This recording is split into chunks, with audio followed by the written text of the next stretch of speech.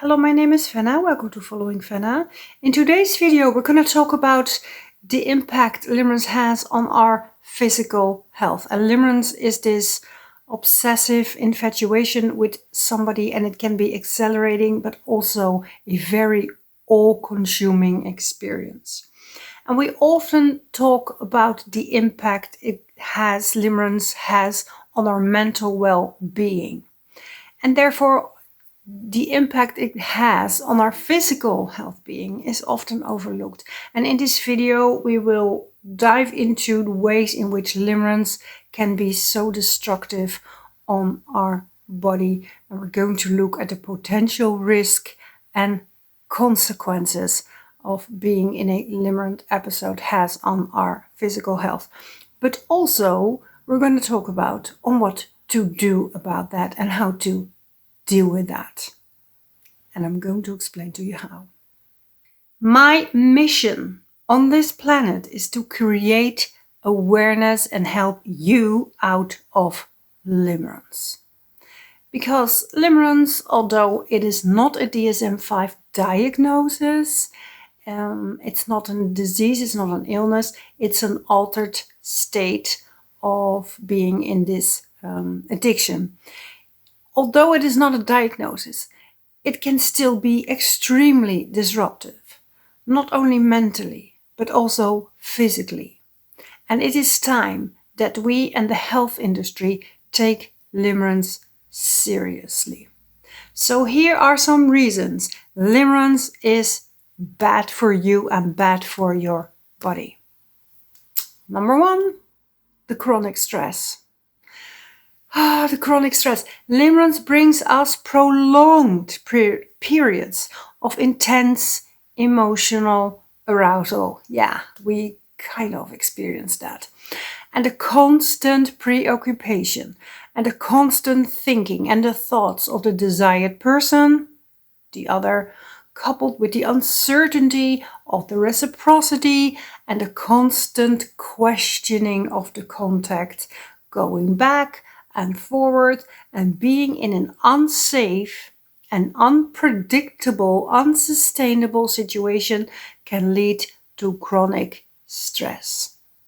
And elevated stress levels trigger the release of cortisol, which is a stress hormone. And if you persistently elevate this stress hormone, it can negatively impact our immune system.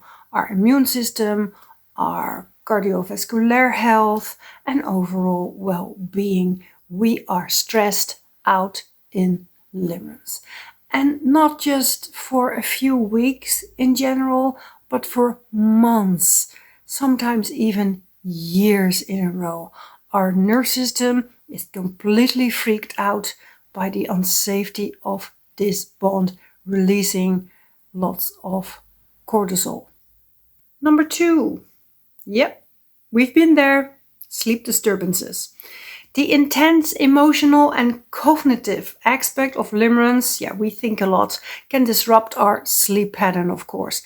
The intrusive thoughts, the fantasies, the rumination, the going on and on and on, and the heightened emotional arousal can invade the mind during nighttime, making it very difficult to get a normal amount of sleep and some restful sleep. So sleep disturbances such as insomnia or fragmented sleep can impair cognitive function, weakening also the immune system and contribute to a whole range of physical and mental problems. All my clients experience a lack of sleep, just not being able to go to bed, close their eyes, sleep and wake up the next morning. Sleeping troubles is a big, big problem when you are in a limerent episode. Number three, appetite and weight fluctuations.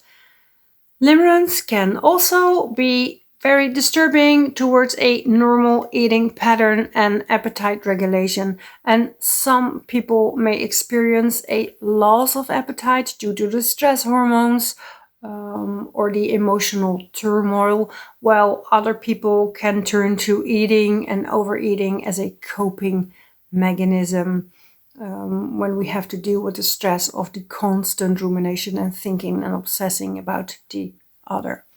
And these fluctuations in eating habits can lead to weight loss or weight gain.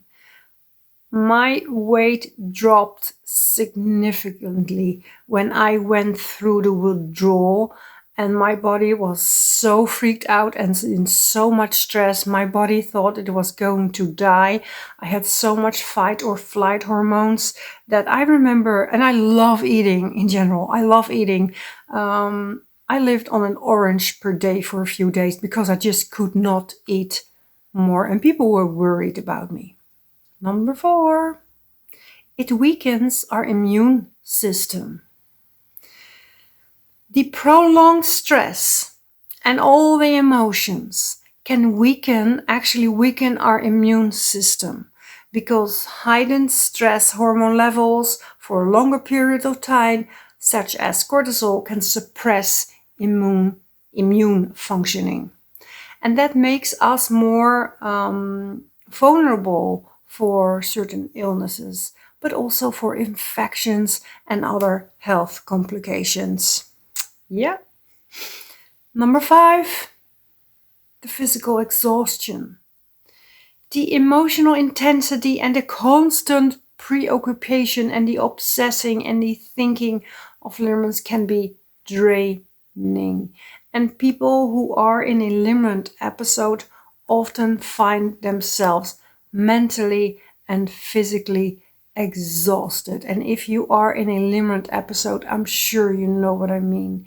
The infatuation consumes so much energy, and this is physically exhausting, and this can impact our functioning and our overall quality of life.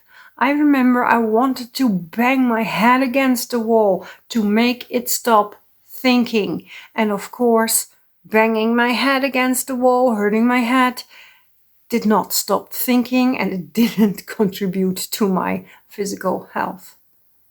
Number 6, the neglect of self-care.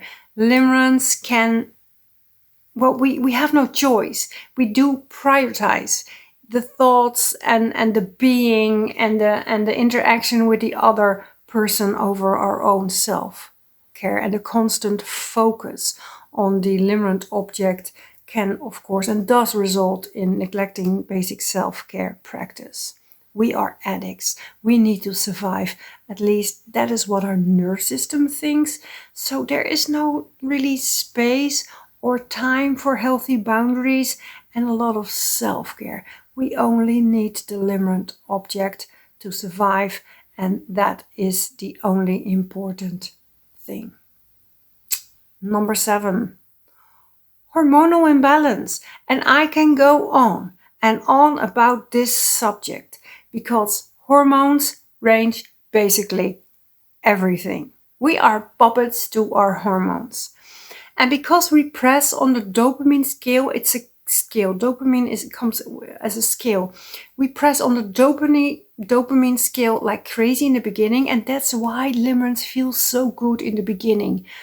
But if we press on the scale, we run out of dopamine after a while, leaving us miserable, depressed, and in despair, feeling low and empty.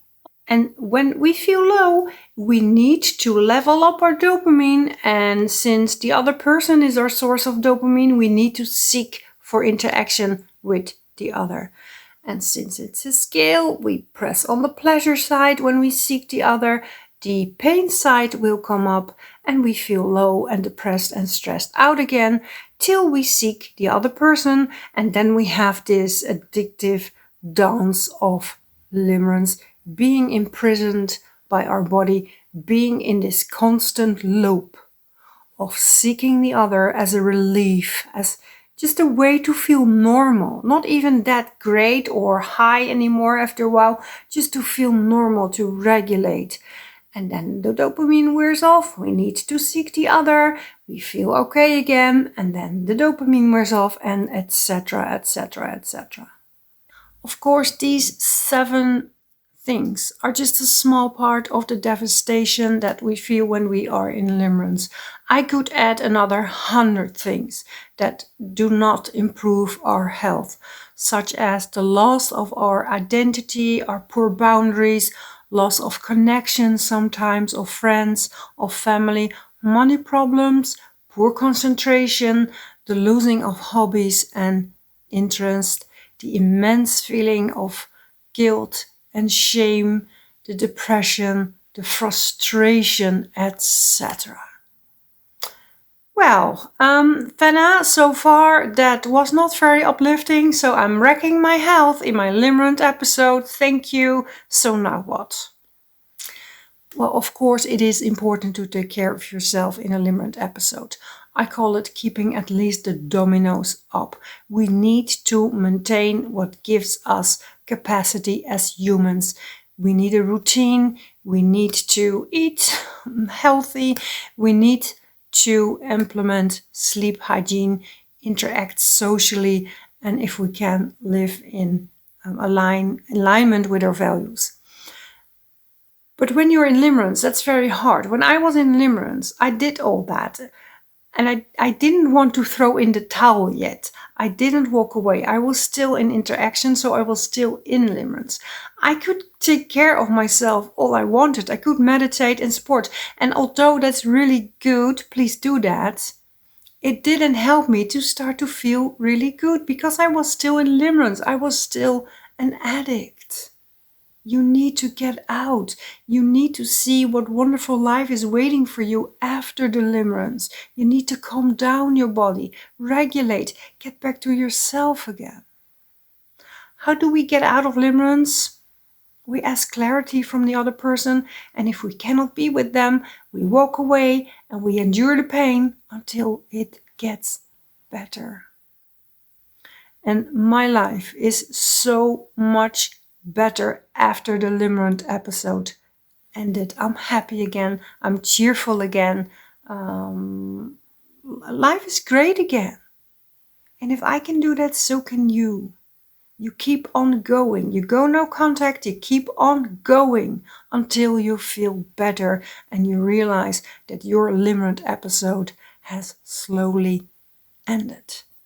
And no, you will not die. And yes, you can live without this other person. You can live better without this other person. You don't need this person to wreck your health. If you want my help in one-on-one coaching or email coaching, my email address and my landing page, you can use both to contact me. And for now, I want to thank you for watching this video and I hope to see you in another video. Bye.